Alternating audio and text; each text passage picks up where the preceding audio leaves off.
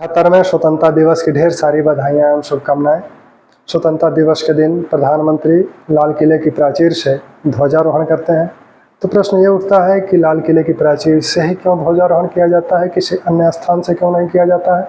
साथ में हम लोग लाल किले के विषय में थोड़ा सा जानेंगे और ये भी देखेंगे कि कितने प्रधानमंत्रियों को लाल किले की प्राचीर से ध्वजारोहण का सुअवसर प्राप्त हुआ है और किस प्रधानमंत्री को कितनी बार ये सुअवसर प्राप्त हुआ है।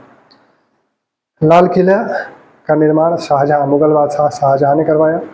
शाहजहां 1638 ईस्वी में एक नगर का निर्माण शुरू कराया जिसे शाहजहानाबाद कहा जाता है। आज उसे पुरानी दिल्ली कहा जाता है। 10 वर्ष लगे इस नगर के निर्माण में, यानी शाहजहानाबाद का निर्माण 1638 से शुरू हुआ और 1648 में पूरा हुआ। इसी नगर में एक किला बना जिसे लाल किला कहा जाता है।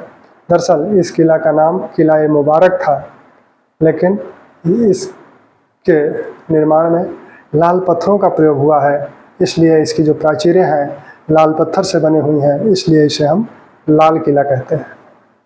लाल किला के प्रमुख वास्तुकार जो हैं उस्ताद अहमद लाहौरी थे। लाल किला के निर्माण में जिन स्थापत्य शैलियों का प्रयोग किया गया है उसमें तुर्की, फारसी, हिंदू स्थापत्य शैलियों का प्रयोग इस किले के निर्माण में हुआ है। इस किले के जो प्रमुख भवन हैं वो है दीवाने आम, दीवाने खास, रंग महल, ये सब इसके प्रमुख भवन हैं। दीवाने आम जहाँ बादशाह आम लोगों से मिला करता था, कहा जाता है कि वो झरोखाए दर्शन से आकर वहीं न्याय भी किया करता था।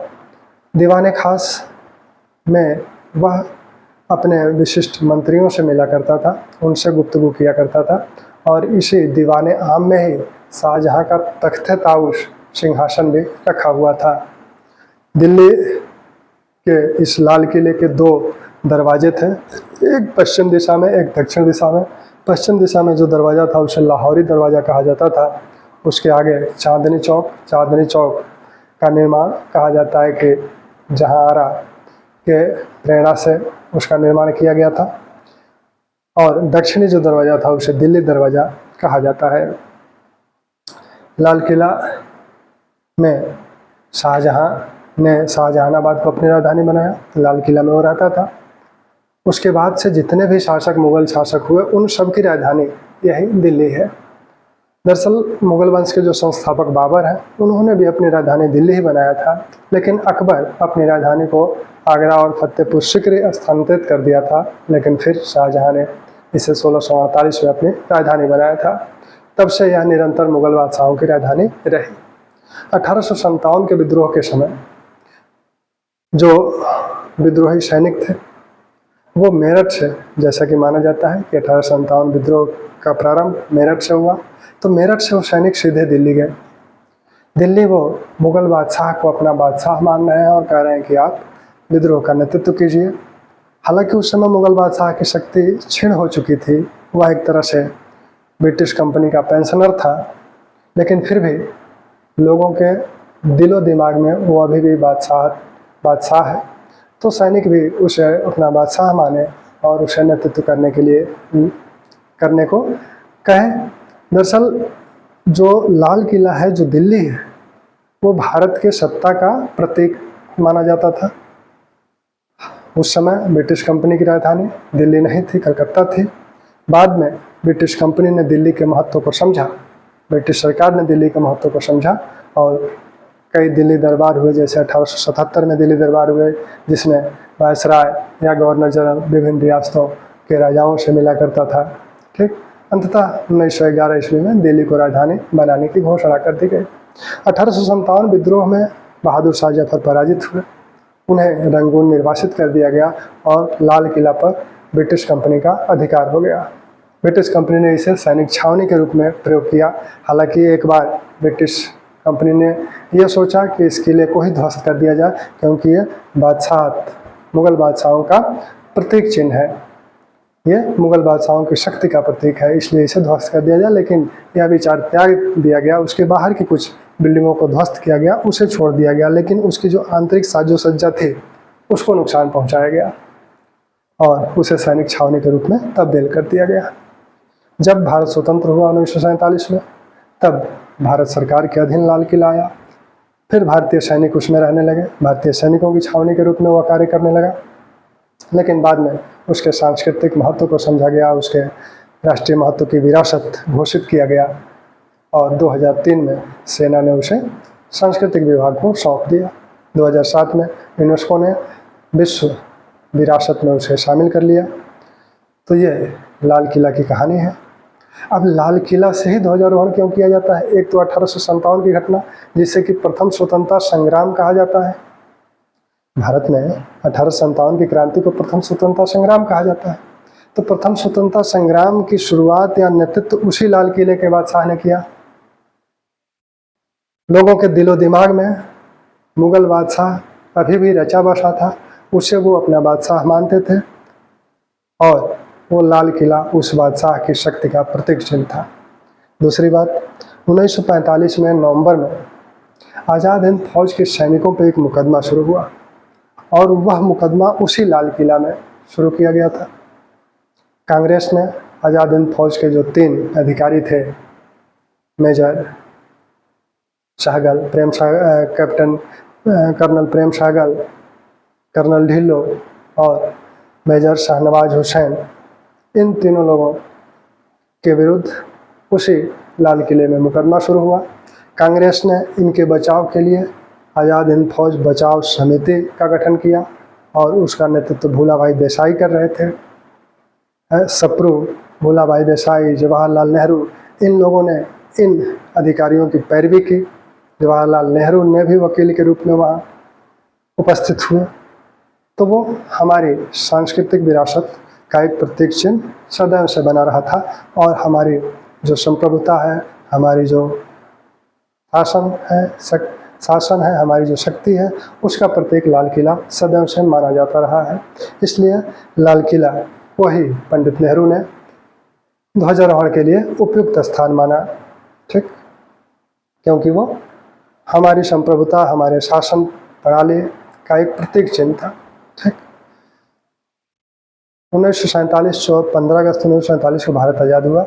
14 अगस्त 1947 की रात्रि 11:55 पर पंडित नेहरू ने संसद के सेंट्रल हॉल में एक भाषण दिया, जिसे टेस्ट विद डिस्टिनी नाम से, उस भाषण को टेस्ट विद डिस्टिनी के नाम से जाना जाता है, यानी नियत के साथ वादा।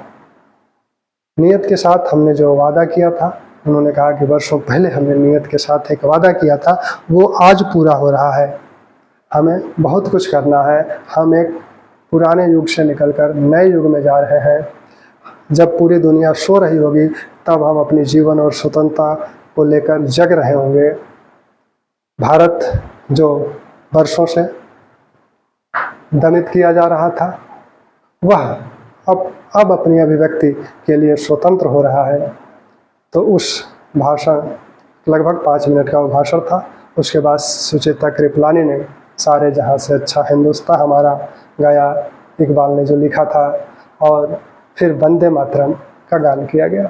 15 अगस्त को प्रिंसेप पार्क में ध्वजारोहण का प्लान था, योजना थी, और वो ध्वजारोहण गवर्नर जनरल माउंटबेटन द्वारा किया जाना था। लेकिन इतनी भीड़ हो गई कि गवर्नर जनरल वहाँ पहुँच नहीं पाए स्टेज पे। तो उन्होंने जवाहरलाल को ही कह दिया कि तुम्हें जो है ध्वजारोहण कर दो। तो 15 अगस्त को उन्होंने ध्वजारोहण, जवाहरलाल ने प्रिंसेप पार्क में ध्वजारोहण किया। फिर 16 अगस्त को लाल किले पर पहली बार ध्वजारोहण किया गया। फिर ये हमारी परंपरा बन गई कि प्रत्येक प्रधानमंत्री स्वतंत्रता दिवस पर लाल किले की प्राचीर से ध्वजारोहण करता है। अब कितने प्रधानमंत्रियों ने वहाँ से ध्वजारोहण किया है? तो लगभग सभी प्रधानमंत्रियों को ये सुअवसर प्राप्त हुआ है। कुछ अपवाद हैं, जैसे गुलजारी लाल नंदा, जो कि कार्यवाहक प्रधानमंत्री हुआ करते थे। 2 बार कार्यवाहक प्रधानमंत्री का दायित्व उन्होंने निर्वहन किया है। पहली बार वो मई से जून तक कार्यवाहक रहे, फिर दूसरी बार जनवरी में कार्यवाहक रहे, तो इसलिए वो अवसर इन्हें नहीं मिल पाया। वैसे ही चंद्रशेखर जी नवंबर 1990 से जून 1991 तक प्रधानमंत्री रहे, और इस कारण उन्हें ये सुअवसर नहीं मिल पाया था। सर्वाधिक बार ध्वजारोहण का रिकॉर्ड पंडित जवाहरलाल नेहरू को है। 17 बार उन्होंने ध्वजारोहण किया है, 1947 से 1964 तक लगातार। फिर उनकी पुत्री इंदिरा गांधी 16 बार ध्वजारोहण की है, 1966 से 1977 तक लगातार, फिर 1980 से 1984 तक। फिर 11 बार ध्वजारोहण का रिकॉर्ड माननीय प्रधानमंत्री नरेंद्र मोदी को होगा। जब वो 18वें स्वतंत्रता दिवस के दिन ध्वजारोहण कर देंगे तो 11 बार ध्वजारोहण का रिकॉर्ड उनके नाम होगा, यानी वो तीसरे नंबर के होंगे। सर्वाधिक जवाहरलाल नेहरू, दूसरे स्थान पर इंदिरा गांधी 16 बार और तीसरे स्थान पर माननीय नरेंद्र मोदी जी 11 बार। 10 बार ध्वजारोहण किया है मनमोहन सिंह ने, 5 बार ध्वजारोहण किया है पीवी नरसिम्हा राव ने।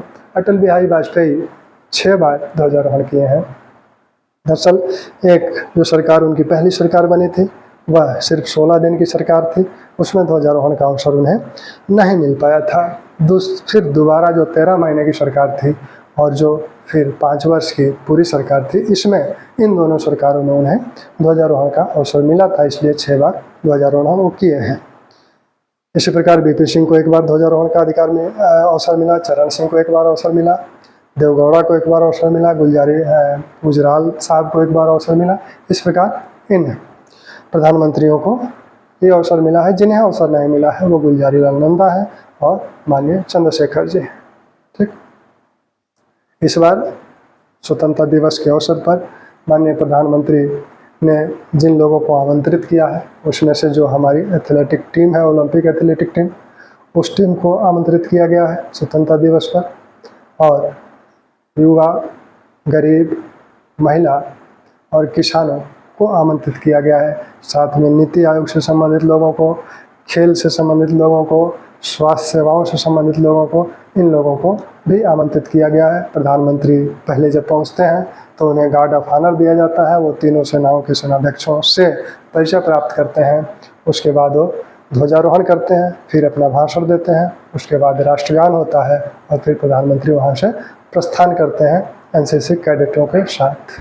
ठीक, तो हम लोगों ने आज स्वतंत्रता दिवस के अवसर पर प्रधानमंत्री द्वारा जो भाषण दिया जाता है उसकी बात की है। मैं पुनः एक बार 78वें स्वतंत्रता दिवस के इस शुभ अवसर पर आप सभी को बधाई एवं शुभकामनाएं देता हूँ। जय हिंद, जय भारत।